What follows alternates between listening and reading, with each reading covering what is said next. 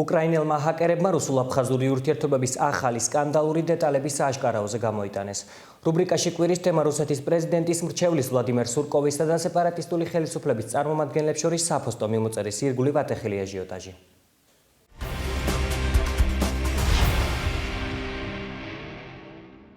На прошлой неделе наших активисты взорвали сеть документами из канцелярии помощника президента РФ Владислава Суркова.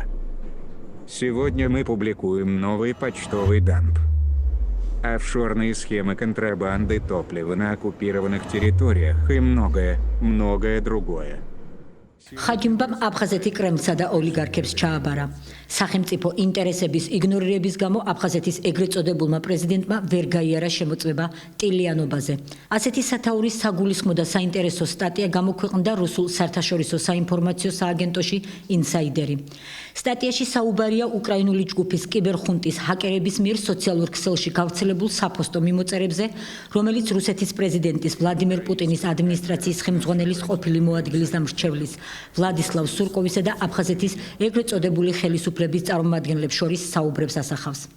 უკრაინელი ჰაკერების საიტზე განთავსებულია უამრავი დოკუმენტი, რომელიც თარიღდება 2013-2014 წლებით და უშუალოდ რუსულ-აფხაზურ ურთიერთობებს ეხება. პროცესებს, რომლებიც მიმდინარეობს თვითაღიარებულ რესპუბლიკებში, არა მარტო ყურადღებით აკვირდებიან, არამედ დეტალურადაც აკონტროლებენ.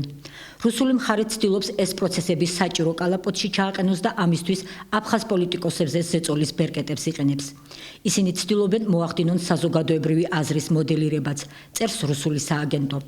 განსაკუთრებულ ყურადღებას იპყრობს მოხსენება საზოგადოებრივი ხელშეკრულების ხელმოწერის შესახებ სამი ეგრეთ წოდებული საპრეზიდენტო კანდიდატის რაულ ხაჯიმბას, მერაბ ქიშმარიას და ლეონიდ ძიაპშპას მიერ 2014 წლის საარჩევნო კამპანიის დროს.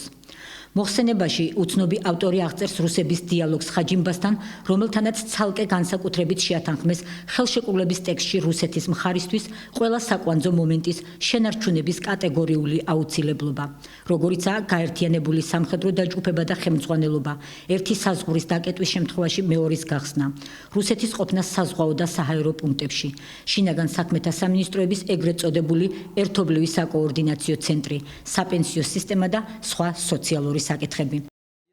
გასაჯაროებული მასალების მოხსენებაში საუბარია, რომ ხაჯიმბა ხელშეკრულების ხელმოწერას ხსნის ელექტორატთან დამოკიდებულების გათვალისწინებით და არ განიხილავს მას წინააღმდეგობად ადრე შეთანხმებულ საკითხებში მის მიერ აღებული ვალდებულებების შესასრულებლად.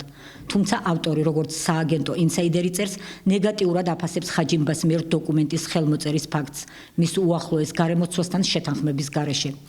დოკუმენტიდან ჩანს, რომ სურკოვის უწყებაში არსებობდა სიები აფხაზეთის საკვანძო ფიგურების, რომელთა მეშვეობითაც შეიძლებოდა ზემოქმედება საზოგადოებრივ აზრზე და პოლიტიკური ამინდის ფორმირება.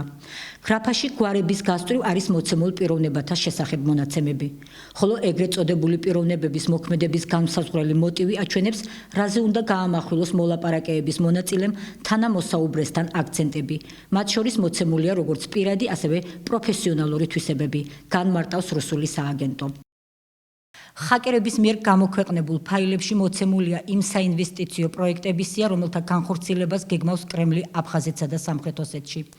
ინვესტორებს შორის არიან რუსული ეკონომიკის უმსხვილესი მოთამაშეები და სახელმწიფო კომპანიები, რომლებიც ნაწილობრივ ეკუთვნის ოლიგარქებს, კერძოდ კი როსნეფტი და ინტერრაო. გამოქვეყნებულ მასალებში საუბარია იმაზეც, რომ 2015-2017 წლების საინვესტიციო პროგრამის ფარგლებში რუსეთმა აფხაზეთს მილიარდ რუბლზე მეტი თანხა გამოუყო.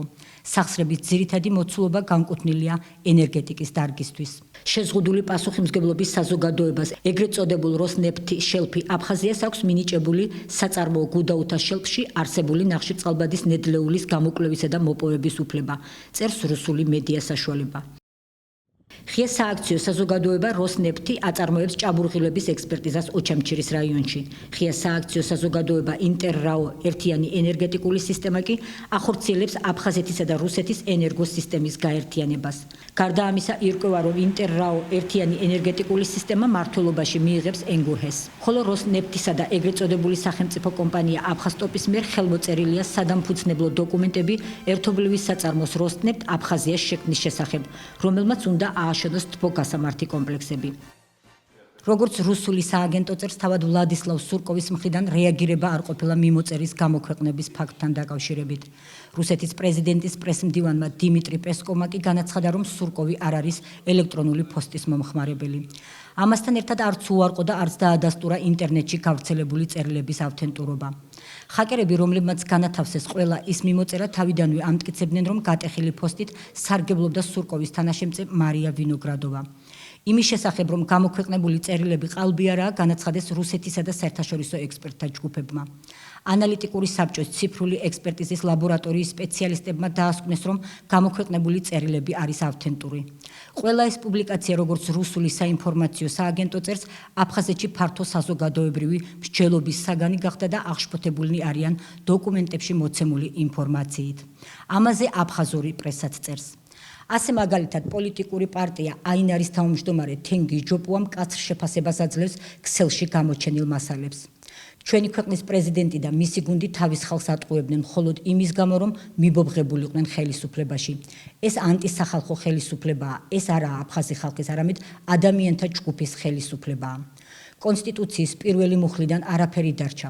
ყველაფერი გაიცვალა რუსეთის ფედერაციის ბიუჯეტის ფულზე და ის კიდევ სად იხარჯება, არავინ იცის ვის კეთილდღეობაზე, აცხადებს თენგიზ ჯოპუა. საინტერესოა კიდევ ერთი აფხაზი პოლიტიკოსის ალხაზ თხაგუშევის პუბლიკაცია. აფხაზური ვიკილიქსი ეს რასაკვირველია ბომბაა.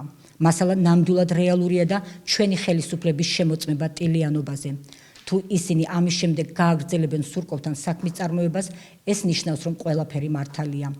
ასეთია ჭეშმარიტების მომენტი. განსაზღვრეთ ბიჭებო, თქვენ სურკოვის დავალებით დაცუნცულებთ თუ ემსახურებით საკუთარ ხალხს, შეშფოთებულია თხაგუშევი. სოციალური ქსელების მომხმარებლები წერენ, რომ ეს არის სუვერენული სახელმწიფოს შიდა საქმეებში რუსული მხარის მიერ უხეში ჩარევა და მათთვის საინტერესო იქნებოდა ეგრეთ წოდებული პრეზიდენტის კომენტარი. აფხაზეთის ეგრეთ წოდებულ პრეზიდენტს კი ამ დრომდე კომენტარი არ გაუკეთებია. ქართული მხარე კი გამოეხმაურა უკრაინული ჰაკერების მიერ გავრცელებულ სკანდალურ ინფორმაციებს აფხაზურ-რუსულ ურთიერთობებზე. საუბრობენ იმაზეც, რომ ეს სკანდალი აფხაზეთში შესაძლოა გადაიზარდოს საერთო მხელვარებაში. ქართველი პოლიტოლოგებისა და ექსპერტების განმარტებით ეს არის აფხაზეთში მიმდინარე მოვლენების ქრონიკა, რის შესახებაც მოაზროვნე აფხაზებმა აქამდეც კარგად იცოდნენ. ამ გამოქვეყნებულმა მასალებმა კიდევ უფრო სააშკარაოზე გამოიტანა რუსულ-აფხაზური ურთიერთობები და ამხილა რუსეთის მიზანი ხელში ჩაიგდოს აფხაზეთში ყველა სტრატეგიული ობიექტი, რაც საერთაშორისო სამართლის უხეში დარღვევაა. როგორც ლევან კიკნაძე აცხადებს, ჰაკერების მიერ ამ მასალების გამოქვეყნებას დადებითი ისა აქვს, რომ აფხაზებმა ბოლოს და ბოლოს შეიძლება გააცნობიერონ ოკუპანტი რუსეთის რეალური სახე და კრემლის მიერ გადადგმული ნაბიჯების სიმძიმე. ეს ჩვეულებრივი მოვლენაა, მით უმეტეს ოკუპანტი ქვეყნის სპეცსამსახურების მხრიდან, რომელიც აწარმოებს აგენტურულ ოპერატიულ საქმიანობას იმ ქვეყანაში, რისი ინტერესიც აქვს. სისხლხორცეული დაინტერესება აქვს, რა ხდება აფხაზეთის ტერიტორიაზე და როგორ მოამზადოს იქ საზოგადოების აზრი, როგორ მოამზადოს იქ გარკვეული პიროვნებები, რომლებიც ყველაფერს გააკეთებს იმისთვის, რათა ლეგიტიმური გახადოს მისი მოქმედება იმ ქვეყანაში. მით უმეტეს, როდესაც რუსეთის სპეცსამსახურს დაწყებული ჯერ კიდევ არც ინფას ხელისუფლებაში ყოფნის დროს თავის ფავორიტად მიაჩნდათ თავისივე გენერალი ხაჯიმბა, ეს და ყველაფერი გააკეთა, რომ მისი თითქმის რეზიდენტი ხელისუფლებაში მოსულიყო და მერე პირველი პირიც გამხდარიყო, ეს იმაზე მიუთითებს, რომ რუსეთის სპეცსამსახურებს აფხაზეთში შეექმნათ საკმაოდ ნაყოფიერი ნიადაგი, რათა მოემზადებია ყველაფერი იმისთვის, რომ ხელში ჩაეგდო ძირითადი ბერკეტები. ბევრმა არ იცის რა ხდებოდა აფხაზეთში, განაპირობა იშფოთი და ვაი უშველებელი რაც ხდება აფხაზეთის აფხაზურ საზოგადოებაში.